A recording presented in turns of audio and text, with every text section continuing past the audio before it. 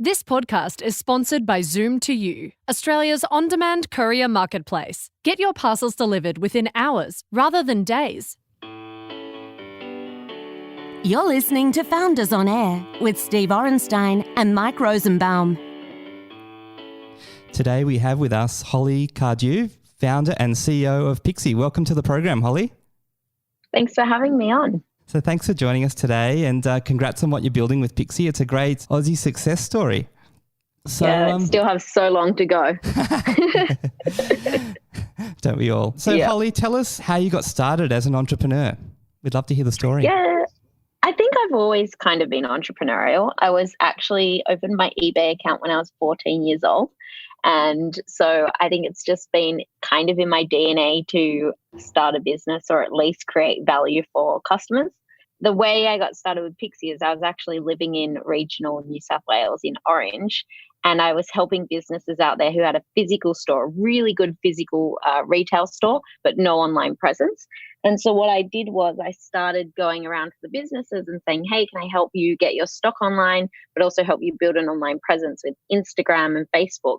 And that became quite popular because there was no one out there really doing digital things or things online and bringing those products online to customers. And so even in the country, they didn't live in Orange or like within the radius of the store. They could see what was physically in store by posting on Instagram and posting on Facebook.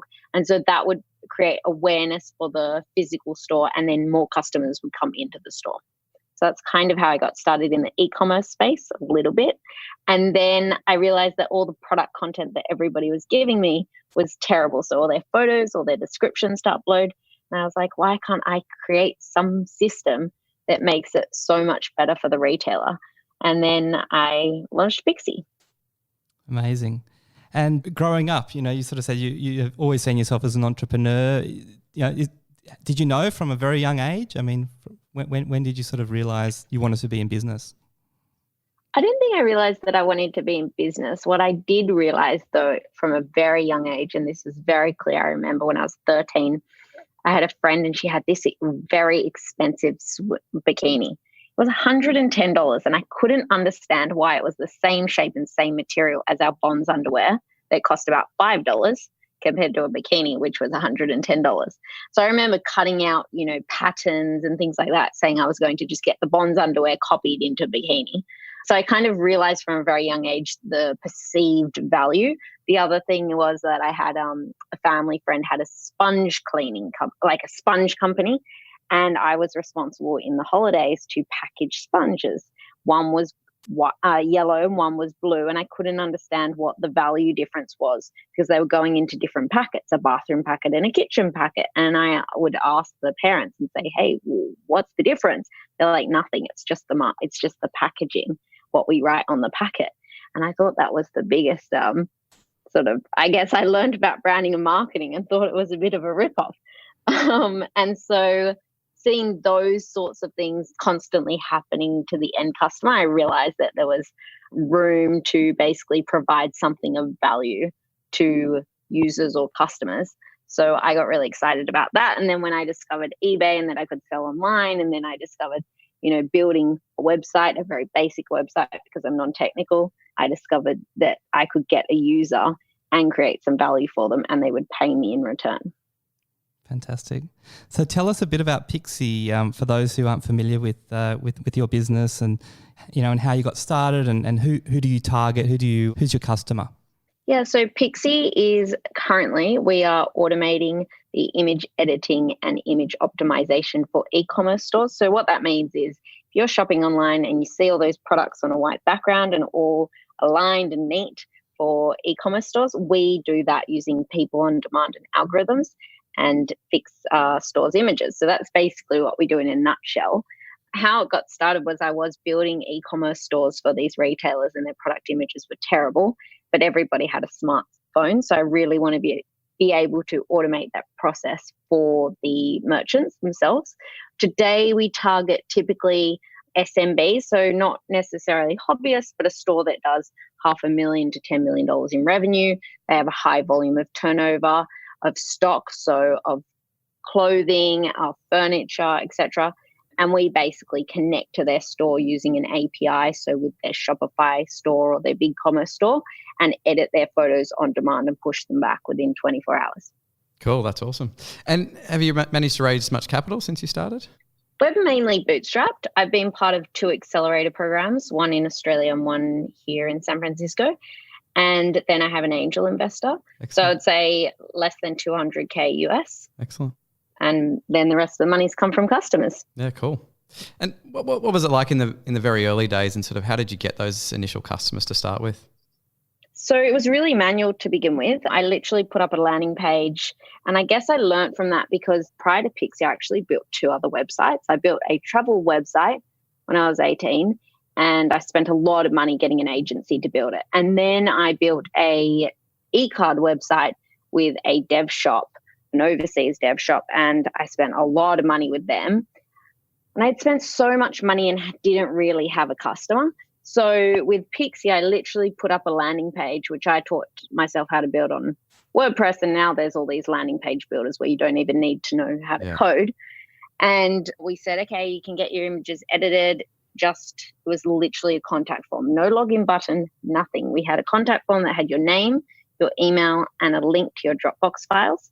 And the customer would fill out the form, and I would find somebody online to edit the photos, and then I would count all the photos, send them a PayPal invoice. Once the photos were edited, I would send their photos back in the Dropbox folder. And we literally emailed. I thought, and this is actually what I really like to tell people, is think about a place where your customer is. So we would think about, okay, the customers we want to target are about to go to a trade fair and they need their product catalog ready.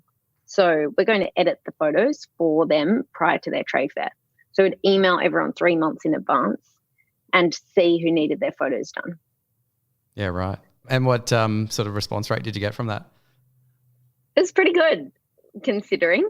Yeah, Somebody, because our webpage was really dodgy, and if anyone wants to go look at it, you can use Wayback Machine, which is a website which shows you your website years ago.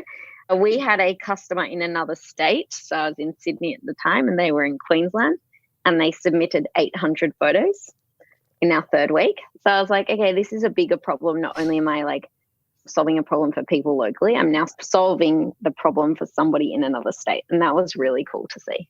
Okay, and is that the point when you realise you've got a product that customers are actually going to want? Yes. I mean, definitely early stage, just because it was somebody who had no idea who I was. We probably weren't even registered as a company. We just had a domain name and a dodgy landing page. And if you can get a customer when you have that, then you realise you've got something. Yeah, awesome. So Holly, you've been through a couple of accelerators or incubators, 500 startups and Muru-D. So could you tell us a bit about these programs, how they helped you as a founder, and would you recommend them to other founders thinking about going through such programs? Yeah, so I think for me, they were really important just because 5 years ago, so in 2014, when I started Muru-D, or the ecosystem and accelerator programs didn't really exist. I was part of Muru-D's first batch of companies. And so I didn't even really know what a startup was. And I had a friend who I did know, and he mentioned he was an advisor or mentor at Muru-D. He suggested I applied. And so I think it just opened my eyes to what is pitching, what is fundraising, how does a startup work? And Muru-D actually brought us over to San Francisco. And that's when I realized there's a whole nother world. And then I did 500 startups because, again, I arrived in Silicon Valley, San Francisco, in 2015. End of 2014, I had no network. Anyone here expected you to either have gone to Stanford or worked at Google or Facebook, and I didn't have any of that. So for me, it just basically opened up a network of people. I think accelerator programs are great for some people. I think now, though, Australia has an incredible ecosystem that people can tap into. And, it really has, in the last 5 years or last 4 years, it's become very global. So you can literally use Twitter, LinkedIn to reach out to anyone in the world and get connections wherever you want. Whereas people in, say, San Francisco didn't take Australian companies as seriously. Or if you had a distributed team, you wouldn't be able to access people elsewhere because they didn't take you seriously. Whereas now it's so easy. There is Aussie groups in the Bay Area that you can tap into and networks. There are co-working spaces everywhere. I mean, there was no WeWork in Australia 4 years ago. I don't think there was fish burners and a couple of co-working spaces, but it wasn't as big as it is today. So I think unless you really want something specific from the program, you can do a program. But other than that, I think the network is there. You just need to go out and reach out to those people. And Holly, you're speaking to us today from Silicon Valley, from San Francisco, and you've spent a fair bit of time over there with your business. Tell us a bit about what's it like over there. You know, how have you managed to kind of tap into the network there? What advice would you have for other founders thinking about spending some time in the Bay Area? Yeah, it's a really great question. I was speaking to a founder just this afternoon who is just spending about a week and a half over here. It's his first time over. And he was saying how overwhelming it is. And I said, what you need to do is the Silicon Valley, San Francisco is such an incredible place because you can have coffee with anyone. Everyone is super helpful and open to helping you wherever they can. I think the key thing I was saying to this other founder was that you have to be so decisive in what you want. You'll come here and there is a lot of noise. They're amazing people. And I've been coming back and forth for the last 5 years. But you need to decide what you want, because you'll come here and you'll have people going, you need to fundraise, you need to build a team here. And that might not be right for your company. So you have to really think about what do you want and what is right for your company. And I have friends here who are raising money here and who are building incredible teams here. But for me, being here, I don't need to build out a team here. I need to be here for partnerships and customers and networking. And I absolutely love the learning in San Francisco, just because you have people who have grown a company from 0 to 500 employees or been an early employee at a large tech company. But I personally don't need to build a team here, just because that's not where all of our customers are. So I think that's my advice, is everyone should come here and see what it's like, even if you go home, but don't necessarily do what everybody else says you should do. Make sure you're doing it for you and what you want and how you want your company to be. Yeah, makes sense. And your team, is that just in Australia or in some in the Bay Area, or is it all over the world? We have a completely distributed team. I did that from the beginning just because I was in the country and there wasn't really anyone to hire. So we don't have anyone in the Bay Area at the moment. I have a couple of people in Australia, people in Europe, people in Asia, people in America, just not in San Francisco. This podcast is sponsored by Parkhound, Australia's parking marketplace, to find a convenient parking space near your home or office. And how did you go about building that team in the early days? So I started using a platform called Upwork to hire my first people. And then I guess over the years, I've used LinkedIn and AngelList. I think what's absolutely key if you are building a remote team or any team is that you make your hiring decisions based on your values and making sure you have values aligned with the other people, especially remote employees, because you can't just have lunch with them. You need to be able to have phone calls with them, but you won't have that time, sort of that off time where you're socializing or you go out to a bar or have a drink on a Friday night. Yeah, makes sense. And have you had many of the team members that you've had not work out? I actually think that we have really high retention rate. Our lead engineer's been with us for 4 years. Yeah, excellent. Most people have been with us for over 2.5. I think there are definitely people who don't work out, and that's because I think 2 reasons. Maybe I don't push them enough in the interview. Maybe I'm too nice, and I don't think they realize that it is a startup. Not everybody is fit for a startup. And the other thing is not everyone's fit for remote work. Typically, we hire people who have already worked remotely, but not everybody has worked remote. And so they're not sure what to do. And if you're not self-motivated and, passionate about getting up and working by yourself, essentially, even though you can talk to any of the team, then it's not going to work out. Yeah. Works really well for introverts. And what tips would you have for founders looking to hire remotely? Do you use platforms like Upwork or We Work Remotely? How do you find your teams? Yeah, so I like Upwork just because, we are a US registered company and Upwork takes care of all the legal contracts and payments. Otherwise, you can hire directly if you find people on LinkedIn or AngelList. Or any other platform, and then you can do contracts outside and then pay by TransferWise. I think the one key thing is build a culture that you're really aware of, like, what do you want your culture to look like, and explain that to the people who you are bringing on board. Just because they don't get it, then it won't be a great match. Yeah, makes sense. And what made you register your company in the US versus registering it in Australia? We are registered in Australia. We were originally registered in Australia. And this goes back to it makes it easy if you ever wanted to be acquired then, or get investors, then people typically, it's easier if you're a US company. But having said that, again, this is 4 or 5 years ago, where everybody told you have to be in the Bay Area, you have to have a US Delaware C Corp, et cetera, et cetera. Yeah. I think times are changing. And it's changed so fast, because there are people now, like 500 startups do invest in companies who are not registered in Delaware. So a lot of that's, I guess, part of the noise that I'm talking about. You come to the Valley and everyone says you need to raise here, you need to have a company like this, you need to, et cetera. But I was one of the earlier Australians who came to the Bay Area. There are definitely lots of people before me, but because there wasn't any a lot of accelerator programs, those founders weren't coming over, where they all are now. So people would say you need to be registered in Delaware, otherwise you're not going to get any investment. So even just before 500 startups, I was like, I better register in Delaware, because if I want 500 startups if I want to be part of 500 startups and get them to invest, then I need to be a Delaware C Corp. But that's not the case now. Yeah. It does help in situations, but it's not the case. Yeah, I think a lot has definitely changed over the last sort of 4 or 5 years. Yeah. And so talk to us about how you got to scale, and what were some of the sort of best marketing things that you did that helped you get that scale?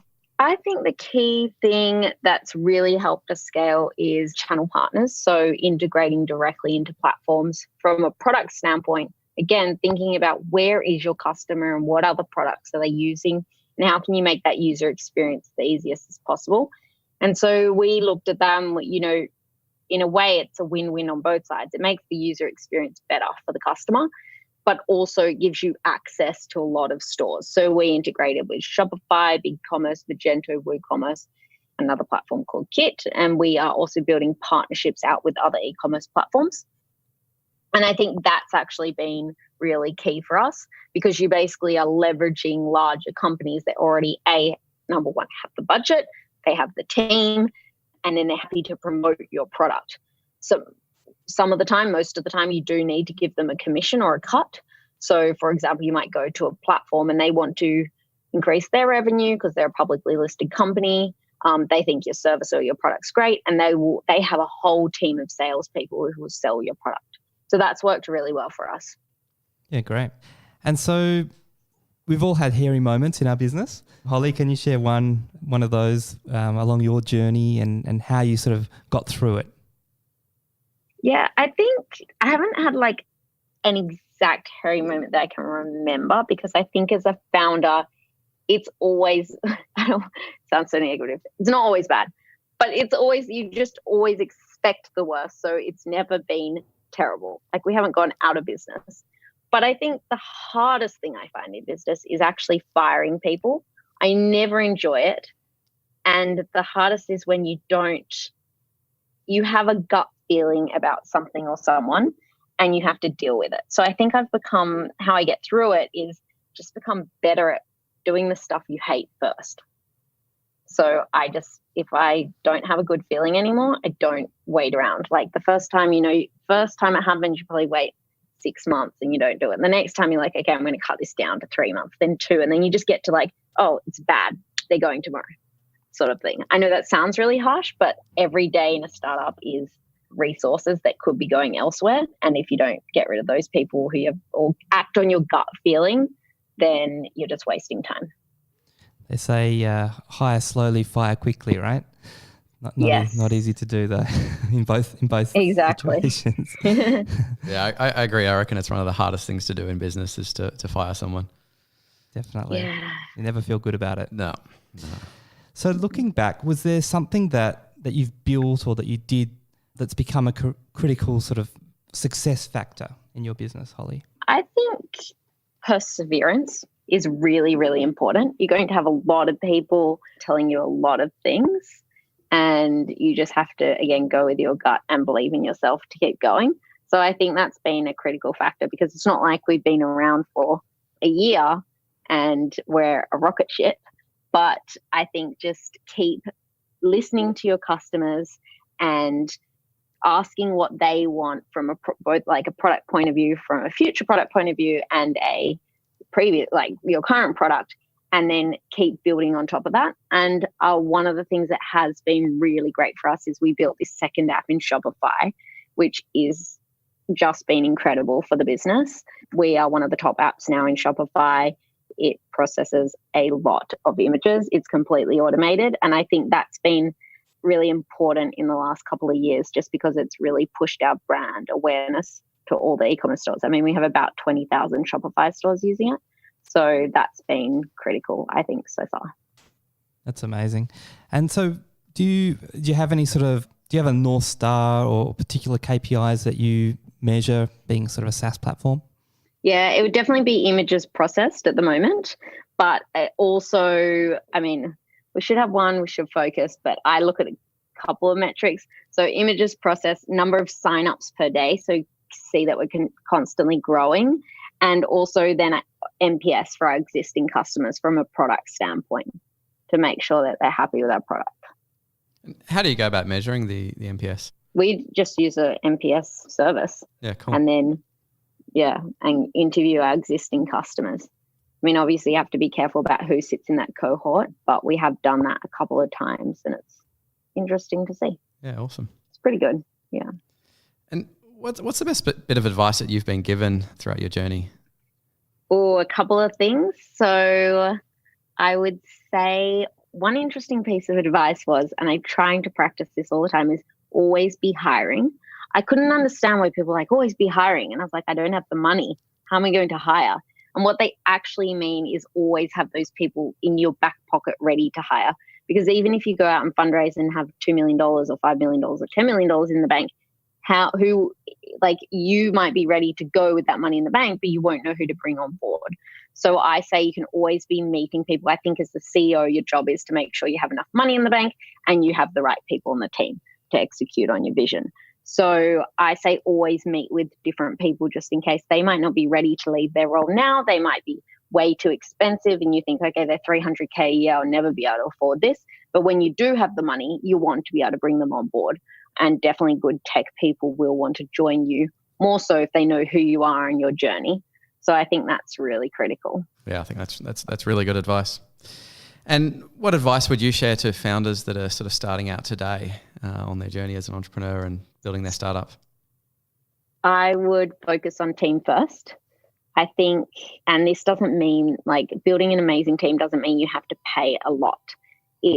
I think when I started out, I had one corporate job in London and there was a team of 4 people and I had been to university for 1 year and then I lived in the country. So I didn't go to university. I didn't have a large pool of people that I would pull from. If I was building a company again today, I have a ton of founder friends, amazing people who have built companies, sold companies, had failed companies, who have been at other companies.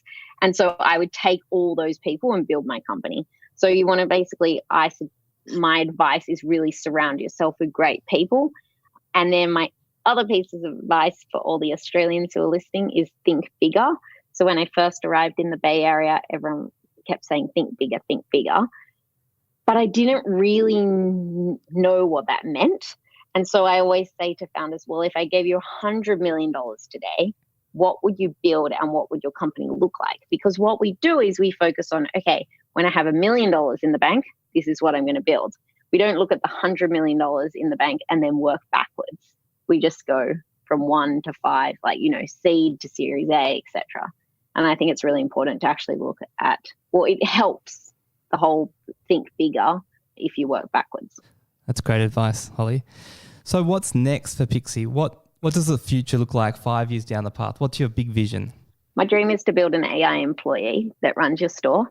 I know it's a massive challenge and I know we've done one tiny piece and we are working on some AI at the moment that can become part of this employee that I want to build. But I love software and I love products and I love products that really help people and businesses be more efficient. And I just feel that there are mundane tasks that are done all the time and they could be done by software. And when I say software, is I don't want to build another dashboard for someone to log in. It really should do the whole thing for you. And we've kind of proved that out with our Shopify app, in that it's literally in-store, it analyzes your store, it tells you what you need to fix, which images you need to fix, and you press one button if you want to fix them, yes or no, and that's it. And then it does it for you. And so we've taken that piece, and I would love to build that out. I love it. It's that sounds like a great vision for the next 5 years. So well done. Yeah. Thanks. Well, thanks so much for joining us on Founders on Air, Holly. It's been fascinating hearing your story, and I'm sure you've inspired lots of other entrepreneurs across the world. So thank you. Thank you so much for having me. You've been listening to Founders on Air with Steve Orenstein and Mike Rosenbaum, a podcast designed for founders by founders to help you scale your business. For show notes and to ask questions for future episodes, go to foundersonair.com. Thanks for listening, and don't forget to subscribe.